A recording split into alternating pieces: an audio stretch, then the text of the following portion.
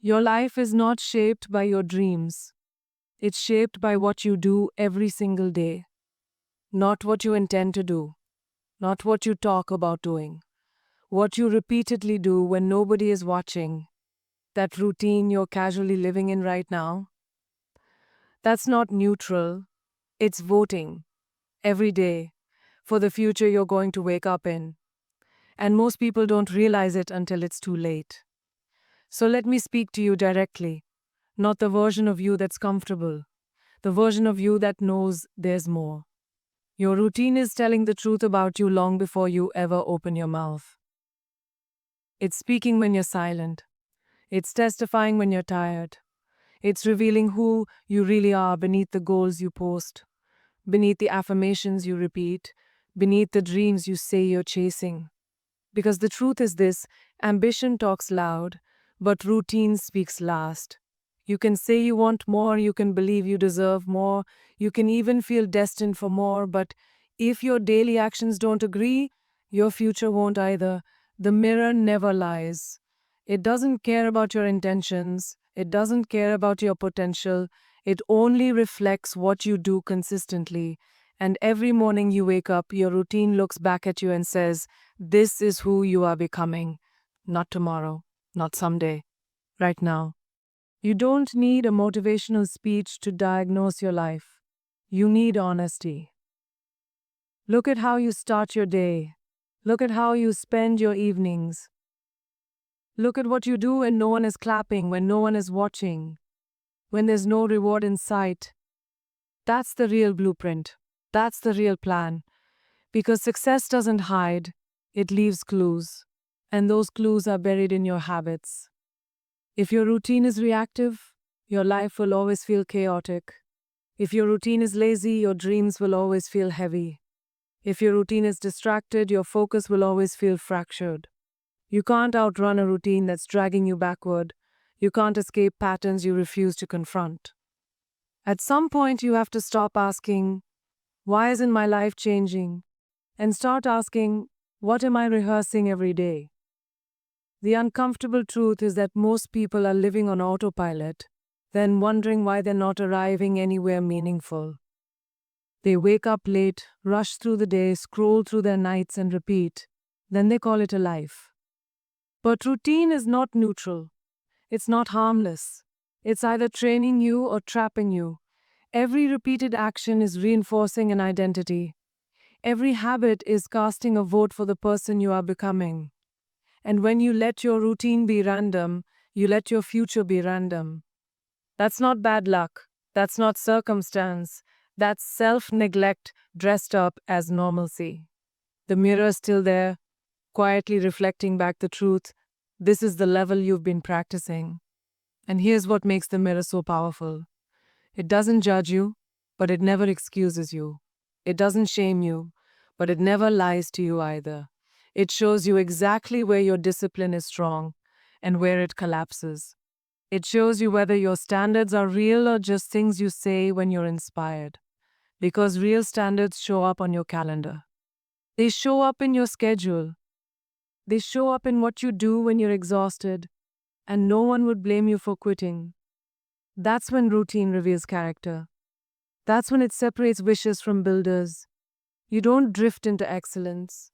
You don't stumble into purpose. You train for it daily, whether you realize it or not. If you don't like what the mirror is showing you, understand this clearly. The mirror is not the enemy. Avoiding it is. Denial is comfortable, but it's expensive. Comfort lets years disappear. Comfort convinces you there's still time. Comfort whispers that tomorrow will be different without requiring anything different today. But the mirror doesn't care about comfort. It only reflects reality. And reality says that the life you're living 5 years from now will look shockingly similar to your current routine. Unless you interrupt it.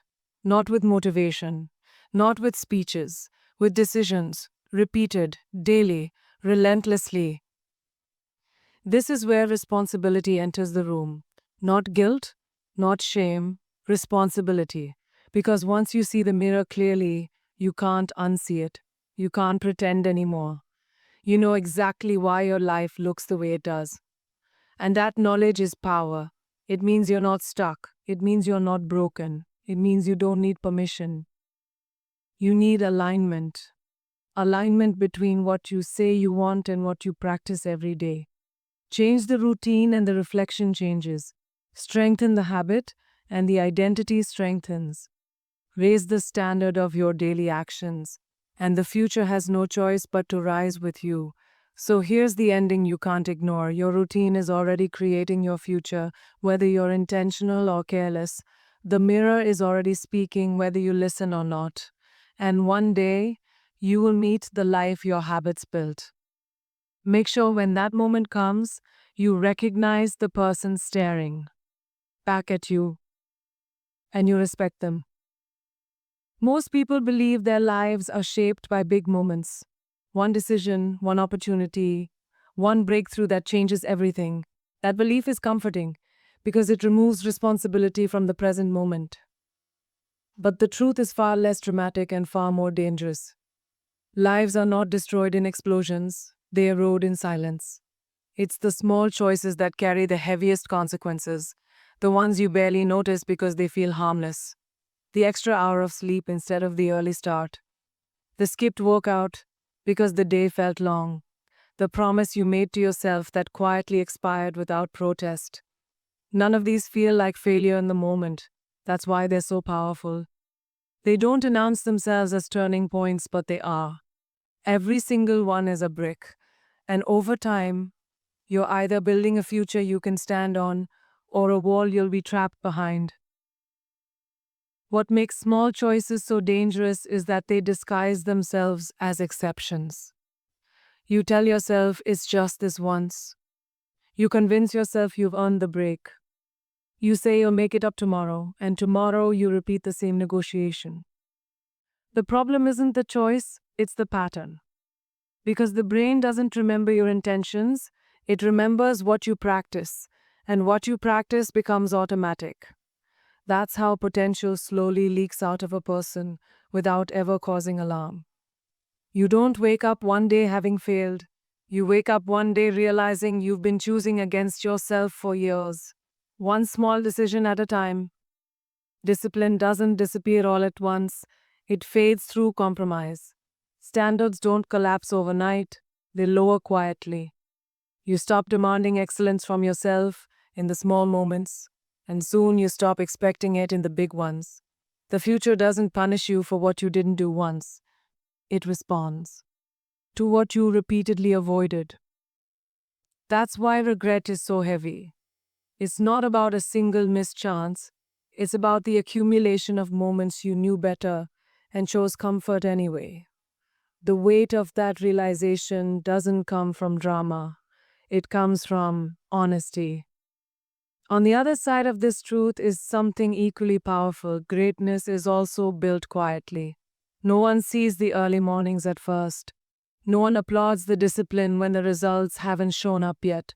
No one celebrates the boring consistency of showing up when motivation is gone. But those small discipline choices are compounding in your favor. Every time you choose the harder right over the easier wrong, you're depositing into a future account. You don't feel rich at first. You don't look successful right away. But the balance is growing.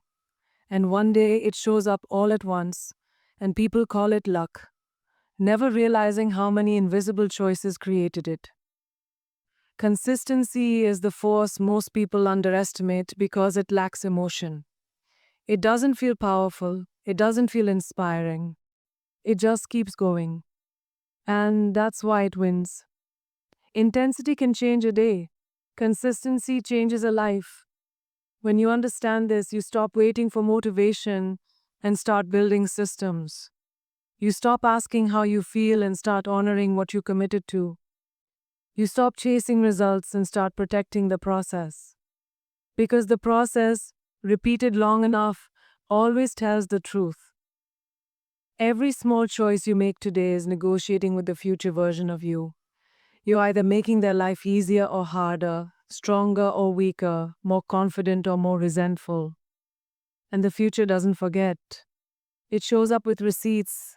It hands you exactly what your daily decisions paid for, not what you hoped for, not what you deserved, what you earned through repetition. That's why awareness is everything.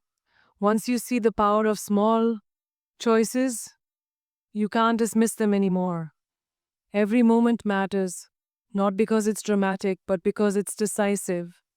So, hear this clearly: the future you want will never be built by one heroic moment, but it can be destroyed by 1,000 careless ones.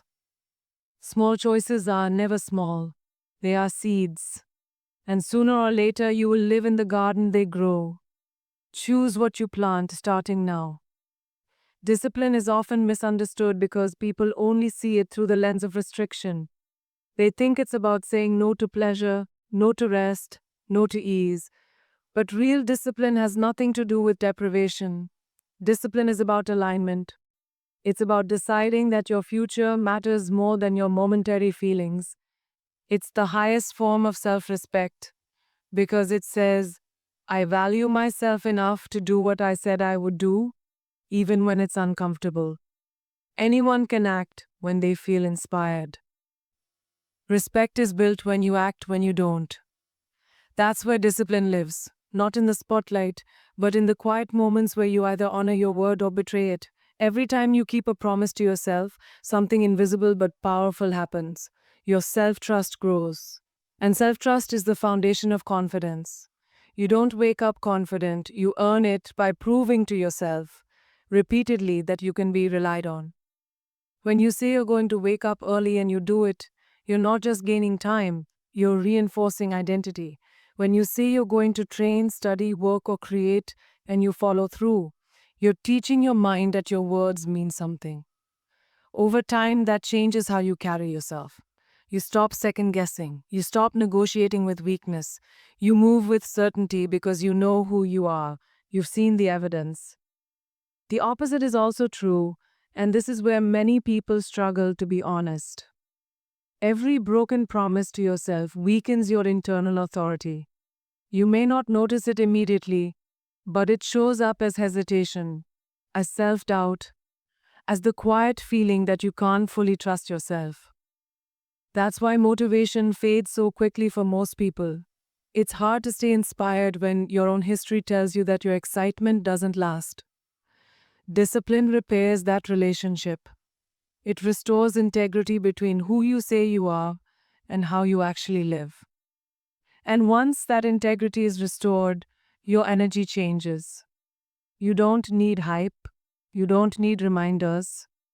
You move because that's who you are now. Discipline also teaches you how to sit with discomfort without being controlled by it. Life doesn't get easier when you become disciplined. You get stronger. You learn that feelings are temporary, but consequences are permanent. You learn that you don't have to obey every urge, every raving, every excuse that shows up in your mind. That realization is freedom. When you can choose your actions regardless of how you feel, you are no longer at the mercy of circumstance. You stop being reactive and start being deliberate. That's power. And power, when directed inward, creates stability that nothing external can shake. What most people don't realize is that discipline doesn't drain you, it gives you energy. Chaos is exhausting. Inconsistency is exhausting. Constantly starting over is exhausting. Discipline simplifies life.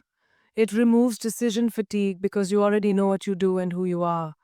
There's peace in structure. There's confidence in routine. There's pride in knowing that you showed up again, even when no one was watching. That pride becomes fuel.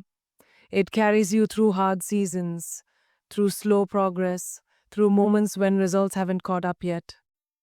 And eventually, discipline becomes less about effort and more about identity. You no longer ask whether you'll do the work, you do it. You no longer debate your standards, you live them. At that point, self respect is no longer something you're chasing, it's something you embody. You walk differently, you speak differently, you make decisions from strength instead of fear. And people feel it, not because you announce it, but because discipline has shaped you into someone solid, grounded, and unshakable. This is the truth you must carry with you.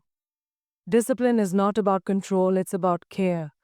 It's proof that you value your future enough to protect it from your impulses. And once you learn to respect yourself through disciplined action, the world will have no choice but to follow your lead. Your environment is never passive, it is never neutral. It is always working on you, shaping you, influencing you, either pulling you forward or quietly holding you back. Most people stymate this because they think strength is only internal. They believe if their mindset is strong enough, they can survive any surroundings. But even the strongest mind weakens when it is constantly fed noise, negativity, and distraction. What you see every day programs what you think is possible. What you hear every day shapes what you believe is normal. What you allow around you becomes what you tolerate within you. And over time, tolerance becomes identity. You don't rise in spite of your environment. You rise or fall because of it. Look closely at what surrounds you. Not just the physical space, but the mental and emotional atmosphere you live in. The conversations you entertain, the content you consume, the people you give access to your time and energy. If your environment is loud, your thoughts will be scattered. If it's chaotic, your focus will be fragile. If it's complacent, your ambition will slowly suffocate. You can't expect clarity in a space that rewards distraction. You can't expect growth in a place that normalizes stagnation. The environment always wins in the long run, not because you're weak, but because repetition is powerful. This is why people with big dreams often feel tired, confused, or stuck. They're trying to build a future in an environment designed to maintain the past. They say they want more, but they stay surrounded by habits, voices, and routines that pull them back to who they used to be. And every day becomes a battle, not because the goal is impossible, but because the environment is misaligned. When your surroundings don't support your standards, you're forced to fight yourself constantly. That's exhausting. And exhaustion eventually leads to surrender. Not dramatic surrender, quiet surrender. Settling, adjusting expectations. Convincing yourself that this is just how life is. But here's the shift that changes everything. You don't have to fight harder. You have to design smarter. When your environment is aligned with your goals, discipline becomes easier. Focus becomes natural. Growth becomes inevitable.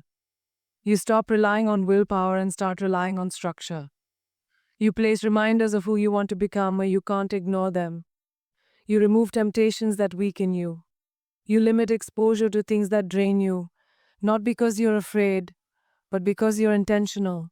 You don't need to prove strength by surviving chaos. Real strength is creating conditions where you can thrive. This also applies to people, and this is where it gets uncomfortable. Not everyone who's familiar is good for your future. Not everyone who's been with you deserves to go where you're going. Some people keep you grounded. Others keep you small. If every time you talk about growth, someone responds with doubt, sarcasm, or fear, that voice will eventually live in your head, even when they're not around. You don't have to hate them. You don't have to fight them. But you do have to choose your proximity wisely. Access is influence, and influence compounds. When you intentionally shape your environment, something powerful happens. You begin to change without forcing it.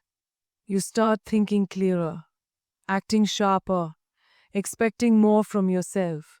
Your standards rise because your surroundings demand more from you. Excellence stops feeling foreign and starts feeling familiar. That's not an accident, that's design. You didn't magically become disciplined. You removed what was distracting you.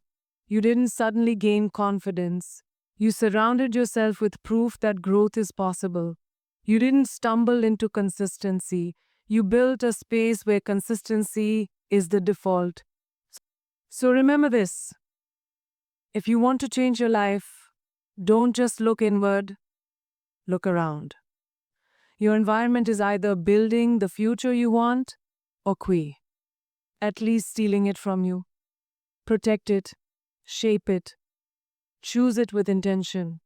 Because when your environment is right, becoming your best self stops being a struggle and starts being inevitable. Pain is unavoidable. No matter who you are, no matter where you come from, no matter what you believe about yourself. Pain is part of the human experience.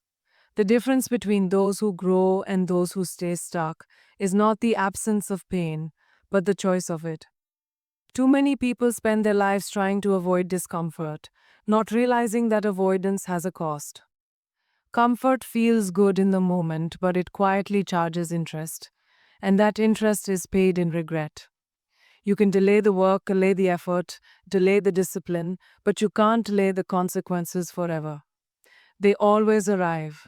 Always. The pain of discipline is sharp, but it is brief and purposeful.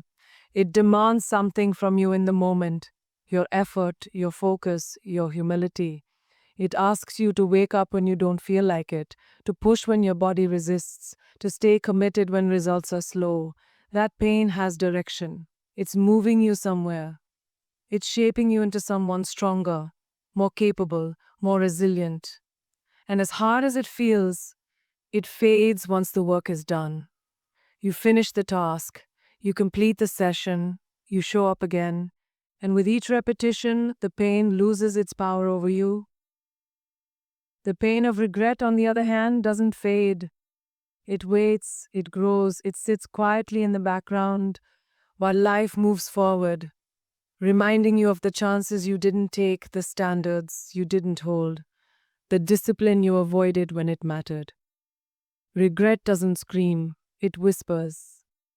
It shows up in moments of stillness, late at night, early in the morning, when you see someone else living the life you once imagined for yourself. That pain has no direction. It doesn't build you, it only drains you.